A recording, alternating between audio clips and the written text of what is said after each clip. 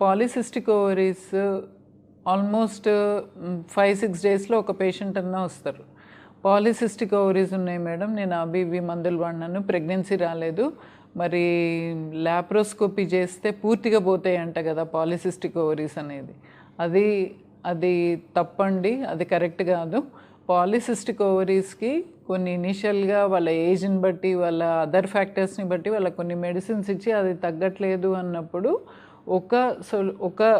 ఒక part of the treatment, one treatment is polycystic ఓవరీస్కి lap ovarian drilling అని చేస్తాం.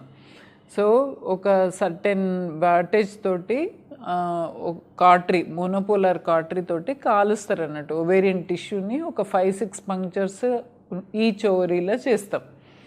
అది చేసినంత మాత్రాన అవి పాలిసిస్టిక్ ఓవరీస్ అన్నీ పోవాలని కాదు, అవి పోకూడదు కూడా. సో పాలిసిస్టిక్ ఓవరీస్ వీళ్ళు ఉన్నంతకాలం పాలిసిస్టిక్ ఓవరీస్ అవి నీటి బుడగలు అనేది ఉంటుంది. కాకపోతే ఆ కార్టరీ చేసినప్పుడు హార్మోనల్ ఇంబ్యాలెన్స్ కరెక్ట్ అవుతుంది. హార్మోనల్ ఇంబ్యాలెన్స్ కరెక్ట్ అయినప్పుడు మెటబాలిక్ డిజార్డర్ కూడా కరెక్ట్ అయ్యే ఛాన్స్ ఉంది. అది కూడా అందరికీ వెంటనే అవుతుందని చెప్పలేము, తప్పకుండా అవుతుందని కూడా చెప్పలేము. అంటే ఒక పేషెంట్లో 2-3 మంత్స్లో రెక్టిఫై అవ్వచ్చు, ఒకరికి కాకనే పోవచ్చు.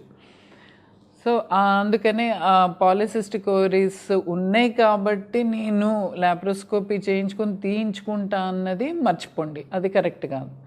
ఇంకోటి, పాలిసిస్టిక్ ఓవరీస్ ఉందని ఒక 20 years అమ్మాయి వస్తుంది, చూయించుకుంటుంది, అల్ట్రాసౌండ్ సరే ఇట్లా ఉంది, నీ డైట్ వెయిట్ అంత జాగ్రత్త అని చెప్పినాక మళ్ళీ ఆఫ్టర్ 6 months మళ్ళీ ఇంకో దగ్గరికి వెళ్తుంది, లేకపోతే వేరే దగ్గర చేయించుకొని వచ్చి ఆల్మోస్ట్ ఇట్లాంటి వాళ్ళు కొందరు ఇయర్లీ వన్స్ అన్న స్కాన్ చేయించుకుంటూ ఉంటారు.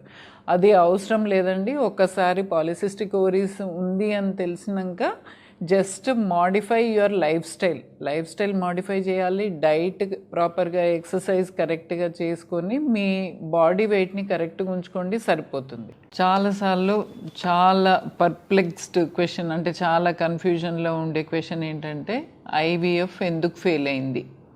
అది ఆన్సర్ చేయడానికి డాక్టర్కి కష్టమే, పేషెంట్కి అంతకంటే కష్టం ఎక్కువ. సో యూజువల్గా ఐవీఎఫ్ అనేది ఏంటి, ఇది యూట్రస్, ఇది ఎండోమెట్రియల్ క్యావిటీ. సో డైరెక్ట్గా బయట ల్యాబ్లో ఎంబ్రియోస్ని, తయారు చేసిన ఎంబ్రియోస్ని ఇట్లాంటి ఒక సన్నటి క్యాథెటర్లో తీసుకొని ఇక్కడ లోపల రిలీజ్ చేయడం అవుతుంది. అంటే ఆల్మోస్ట్ రెడీమేడ్ ఎంబ్రియోస్ని ఇక్కడ పెట్టినాక కూడా ఫెయిల్ అవుతుంటాయి. మరి ఎందుకు, కారణాలు ఏమై ఉండొచ్చు అని అంటే, నార్మల్గా ఎంబ్రియోస్ ఒక నార్మల్ హెల్దీ పేరెంట్స్కి కూడా వాళ్ళకున్న ఎంబ్రియోస్ సపోజ్ ఒక 10 ఉంటే అందులో ఒక 3-4 డిఫెక్టివ్ ఎంబ్రియోస్ ఉంటాయని అంటారు. మరి ఇట్లాంటప్పుడు వీళ్ళకి ఎవరికైతే హస్బెండ్ ప్రాబ్లం ఉందో, వైఫ్ ప్రాబ్లం ఉందో వాళ్ళకు తయారైన ఎంబ్రియోస్లో పర్సంటేజ్ ఇంకా చెప్పలేము ఎంత. డెఫినెట్లీ అట్లీస్ట్ ఒక 50% మన డిఫెక్టివ్ ఎంబ్రియోస్ ఉండొచ్చు అని అనిపిస్తుంది ఎవరికైతే ఇట్లా రిపీటెడ్గా ఫెయిల్ అవుతున్నాయో.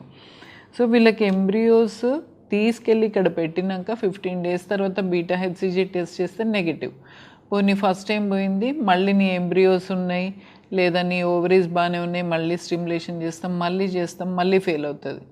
సో 1-2 ఫస్ట్ టైం అంటే okay, second time, third time fail అయ్యేసరికి ఎవరికైనా, డాక్టర్కైనా, పేషెంట్కైనా చాలా నిరాశగా ఉంటుంది. మరి ఏమై ఉంటుంది ప్రాబ్లం అంటే, చాలాసార్లు ఎప్పుడైతే ఎంబ్రియోస్ బాగున్నాయి, ఎంబ్రియో ట్రాన్స్ఫర్ స్మూత్గా అయింది, ఎండోమెట్రియం అంటే ఈ లైనింగ్ కూడా స్కాన్లో చూసినప్పుడు చాలా బాగుంది, అయినా కానీ మనకు ప్రెగ్నెన్సీ రాలేదంటే చాలాసార్లు మనకు కూడా అదొక క్వశ్చన్ మార్క్ లాగా ఉంటుంది. సో అయితే ఎంబ్రియోస్ ఏమైనా క్రోమోజోమల్లీ డిఫెక్టివ్ ఉండొచ్చు, లేదా జెనెటిక్ డిఫెక్ట్స్ ఉండొచ్చు, లేదా కొంచెం ఏజ్ ఎక్కువైతున్న ఓవరీస్లో డెఫినెట్గా ఈ ప్రాబ్లమ్స్ ఎక్కువ ఉంటాయి. మరి ఎందుకు పెట్టారు ఇట్లా ఎంబ్రియోస్ అంటే, మరి మైక్రోస్కోప్ కింద చూసినప్పుడు Day 3 ఎంబ్రియోస్ కానీ, Day 5 ఎంబ్రియోస్ అంటే బ్లాస్టోసిస్ట్ స్టేజ్కి వెళ్ళిన ఎంబ్రియోస్ పెట్టినాక కూడా ఫెయిల్ అయ్యే అవకాశం ఉంది. సో మనకు కనిపించిన ఎంబ్రియోస్, మైక్రోస్కోప్ కింద చూసిన ఎంబ్రియోస్ అన్నీ గ్రేడ్ ఏ ఎంబ్రియోస్ అని అనుకున్నా కానీ అవి గ్రేడ్ ఏ కాకపోయి ఉండొచ్చు. Maybe they are genetically defective. Only వాళ్ళ జెనెటిక్గా పీజీఎస్ అంటాం, జెనెటిక్ స్క్రీనింగ్. సో ఆ జెనెటిక్ స్క్రీనింగ్ ఏంటంటే ఒక్కొక్క ఎంబ్రియోలో ఒక్కొక్క సెల్ మాత్రం తీసి టెస్ట్ చేస్తారు వాళ్ళ క్రోమోజోమ్స్ ఎట్లా ఉన్నాయని. సో డిఫెక్టివ్ క్రోమోజోమ్స్ని తీసేసి, ఆ ఎంబ్రియోస్ని తీసేసి మిగతా ఎంబ్రియోస్ని పెట్టే అవకాశం ఉంది. బట్ ఈవెన్ దెన్ అంటే ఒక 10% ఛాన్స్, 50% 60% అయితే 70% వరకు రావచ్చు సక్సెస్ రేట్.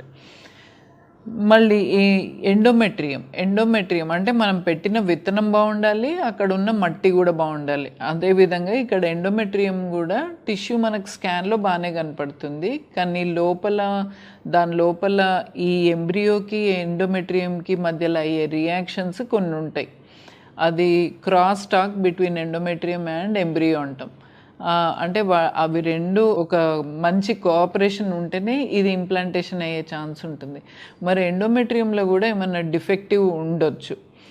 దానికి ఇరా టెస్ట్, ఎండోమెట్రియల్ రిసెప్టివ్ అస్సే అంటాం. ఇవన్నీ కూడా ఏది చేసినా కానీ again the success rate is not that high. So మరి వీళ్ళకి ఎప్పటికీ కాదా అంటే అట్లా కూడా చెప్పరాదు.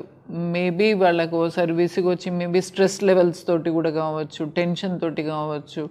సో మరి వీళ్ళకు నెక్స్ట్ ఏంటి అని అంటే, ఒక్కోసారి వాళ్ళు గ్యాప్ ఇచ్చినప్పుడు, ఆ ట్రీట్మెంట్ గ్యాప్ ఇచ్చినప్పుడు కూడా డబ్బులు అయిపోయినాయని గ్యాప్ ఇస్తారు, లేకపోతే విసుగొచ్చి గ్యాప్ ఇస్తారు డబ్బులు ఉన్నా కానీ. సో మనం చెప్పేది కూడా యూజువల్గా ఒక గ్యాప్ ఇవ్వండి, కొంచెం మీకు ఇంకా ఏమన్నా మెంటల్లీ స్ట్రాంగ్ అండి, లేకపోతే ఏమన్నా మొక్కులు ఉంటే మొక్కుకోండి. వాళ్ళకు ఒక పాజిటివ్గా వాళ్ళని తయారు చేసి వెళ్ళిరండి, మళ్ళీ ఒక 6 months వరకు చూద్దాం అన్నప్పుడు కూడా ఒక్కోసారి వాళ్ళకు న్యాచురల్గా వచ్చే ప్రెగ్నెన్సీస్ చాలా ఉంటాయి. ఈవెన్ ఆఫ్టర్ ఎన్నో ఇయర్స్. మొన్న ఈ మధ్య కాలంలో వచ్చింది ఒక అమ్మాయి, 12 years or 18 years after marriage she conceived for the first time. ఇప్పుడు 6 months ఉంది. ఖమ్మం నుంచి వచ్చింది అమ్మాయి. సో ఇట్లా అంటే ఇన్నిసార్లు ఫెయిల్ అయిపోయింది, ఏం చేసినా అవ్వలేదు, బ్లాస్టోసిస్ట్ చేసినా అవ్వలేదు అని నిరుత్సాహపడొద్దు. అయ్యే అవకాశం, ఎందుకంటే ఎప్పుడైతే ఎండోమెట్రియం బాగుంటేనే కదా మనం ఐవీఎఫ్ అన్నది చేసింది. కానీ మైక్రోస్కోపిక్ ఇష్యూస్ ఈవెన్ డాక్టర్స్ చెప్పలేరు. సో ఇది అందరికీ కూడా బాధాకరమే. కానీ at the same time doctor అయినా పేషెంట్స్ అయినా కొంచెం అంటే ఆ ఎమోషనల్ స్టెబిలిటీ తోటి ఉండాలి. మోస్ట్లీ సక్సెస్ మీ వంతు ఉంటుంది అని గట్టిగా బిలీవ్ చేసిన వాళ్ళకి కూడా చాలాసార్లు మంచి రిజల్ట్స్ వస్తాయి. Thank you.